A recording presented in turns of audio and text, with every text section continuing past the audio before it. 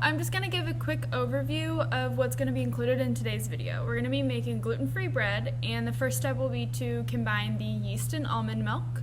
And then after that, we'll be combining all of the dry ingredients, and I'll kind of explain their importance as we go through. And then we're going to mix the yeast, almond milk, and dry ingredients together. After that is done, we're going to add in the wet ingredients like the eggs, and then after all of the ingredients are mixed together, we're going to let the dough rise for about an hour, and then after that, we'll go ahead and throw the bread in the oven, and it'll bake for 45 minutes to an hour, and we'll take it out and taste test. So I'm going to be talking a little bit about the chemistry behind bread making, and we're going to start off talking about gluten bread making before I get into talking about the gluten-free bread that we'll be making today. With bread making, there are 3 steps. There's mixing, sheeting, fermenting, and the baking process.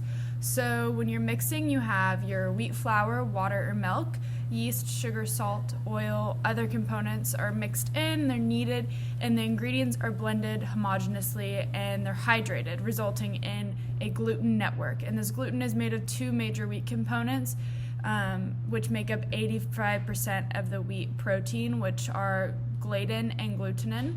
So when you knead the wheat dough, this promotes hydrogen bonds and disulfide cross-linking interactions between these proteins, and eventually it produces a viscoelastic and highly conformational protein network called gluten.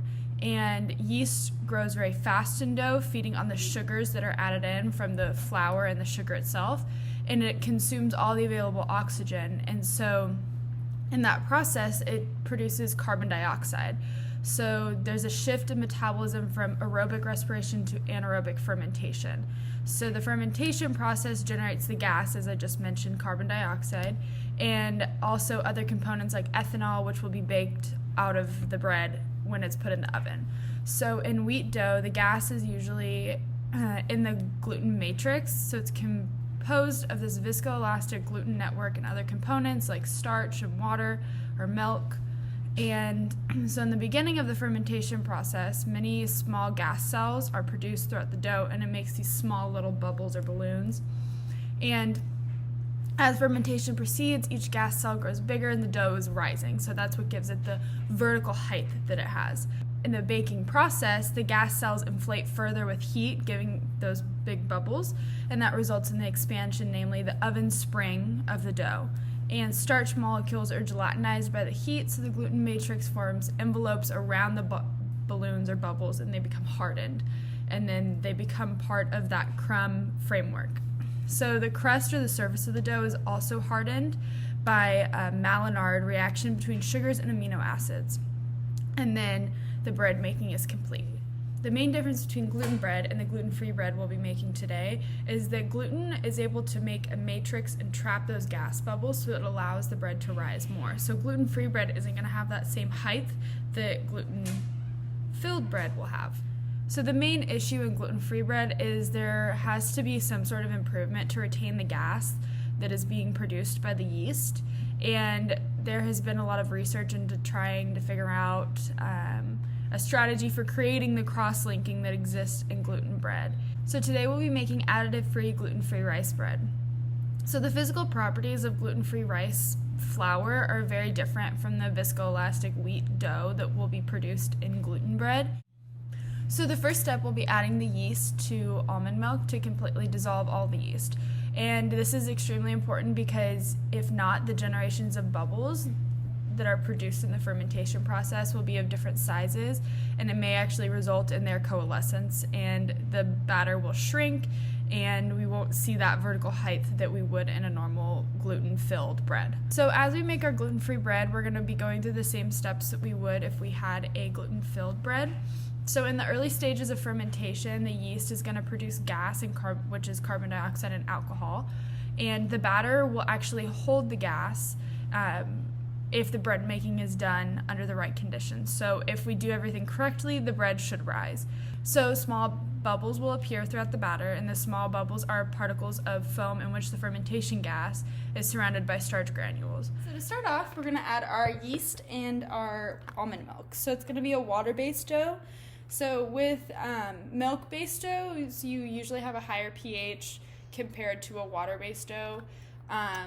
So our dough is going to have a lower pH, and because of that, the fermentation process will be a little bit faster, and as a result, the fermentation tolerance will be a little narrower. So fermentation tolerance is the ability of the dough to work properly in a range of temperatures. So we're going to have a more narrow temperature range in which the dough will be able to be kneaded and baked and whatnot. In another bowl, we're going to combine our flours, our brown sugar, cinnamon, salt, and baking powder, and then we're going to whisk to combine.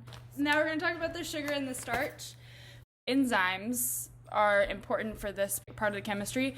So glucose is used by the yeast for fermentation. Yeast is a single-celled fungi that helps convert sugars in bread to mix into carbon dioxide. The yeast is going to use those sugars that are in the starch and just the sugar added in general to basically ferment those sugar molecules. So flour also contains starch and long chains of connected sugar molecules, and maltase in yeast converts this to glucose. So along with other sugars, this can be used by the yeast for fermentation. As products, will have carbon dioxide and ethanol, which will boil off or cook off in baking. The bubbles of carbon dioxide formed cause the bread to actually rise. So we're going to be using baking powder in our mixture today, and we're going to add a half of a teaspoon. So baking powder contains sodium bicarbonate with an acidifying and drying agent. So in our case, it's going to be potassium bititrate will be that acidifying agent, and it's going to activate the sodium bicarbonate. So carbon dioxide bubbles are going to be produced when wet and dry ingredients are mixed. And as the bread heats and cooks, the bubbles are going to expand, and it's going to cause the bread to rise. And is activated when mixing, so it's a double acting, so it's activated in mixing and then activated again in heating. It's going to be a very important component in making sure that the bread rises enough. The next ingredient we're going to add is salt. So salt will slow down the fermentation process, which is going to be important since our dough is a water-based dough, and the enzyme activity of the dough will be slowed overall. The salt will draw water away from the environment, and the salt and yeast will be competing for water, and salt will generally win, and then the yeast is slowed down in its reaction. So as you saw earlier, we added all of our dry ingredients in, and now we are going to add in our yeast and almond milk mixture. So the almond milk has completely dissolved the yeast. Okay, so the next step is going to be adding the eggs, melted butter, vanilla extract, all that good stuff. So the next thing we're going to be adding are eggs. 1, 2, and 3. Clear or white part of the egg is made of albumin, and the yellow part is vitellus, composed of important amino acid chains that are water soluble. So basically, those are going to solubilize and mix well. So now I'm going to talk a little bit about what happens when the eggs are mixed in. So the structures of egg yolks contain chemical components that are necessary for certain combinations with oil, water, other things that won't mix together. So the eggs actually allow those hydrophobic and hydrophilic compounds to mix together and create a homogeneous mixture. There are emulsifiers within the egg called phospholipids. So the egg yolk is added to the mixture, and as that happens, the hydrophilic heads of the phospholipids will be attracted to the water, and the hydrophobic tails will be attracted to any oil, in our case coconut oil. We're going to add in our vanilla extract and our coconut oil. I'm going to be using coconut oil instead of melted butter. Coconut oil has a much higher melting point than butter does, so we'll have to microwave it a little bit longer. So our coconut oil is melted, so I'm going to go ahead and add this in, and as you can see, there was some bubbling that occurred. That could have been due to the high temperature of the coconut oil, or it could have been due to its reaction with the yeast. So now we're going to add in our teaspoon of vanilla.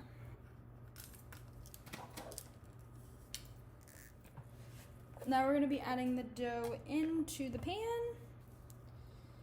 and this is going to sit for about an hour, and that is going to allow the bread to double in size. It's going to rise, so that's when the fermentation between the yeast will occur with the sugars, and basically an alcohol and some carbon dioxide is going to be made, and that's going to allow the bread to rise. So our dough has been sitting to rise for about an hour, and we're going to go ahead and put it in the oven to bake at 350 degrees, and we'll check back in 45 minutes to see if it's done. So our loaf is just in the oven for 45 minutes at 350 degrees, so now we're going to take it out and test to see if all the chemical reactions that were supposed to occur did occur. And we're just going to kind of look and see if the chemistry that was supposed to occur did. And as you can tell, there aren't really a whole lot of bubbles that formed, and the ones that did are not very uniform. Like here we see a bigger bubble, smaller bubble, and then as we continue to look through the bread, again, like a not uniform production of the carbon dioxide gas occurred. So this could be attributed to not allowing the yeast to fully dissolve before adding it into the dry mixture where it reacted with the sugar. Another reason that our bread may not have risen as it should have would be that our rice flour was not low starch damaged, and that the bread making was not necessarily done in the correct conditions. So having a low starch damage and performing the bread making in the right conditions will actually allow the fermentation gas bubbles to be trapped in the batter. And the small bubbles would appear through the batter. Essentially something didn't go right and those gas bubbles weren't trapped, and the bread wasn't allowed to rise as it should.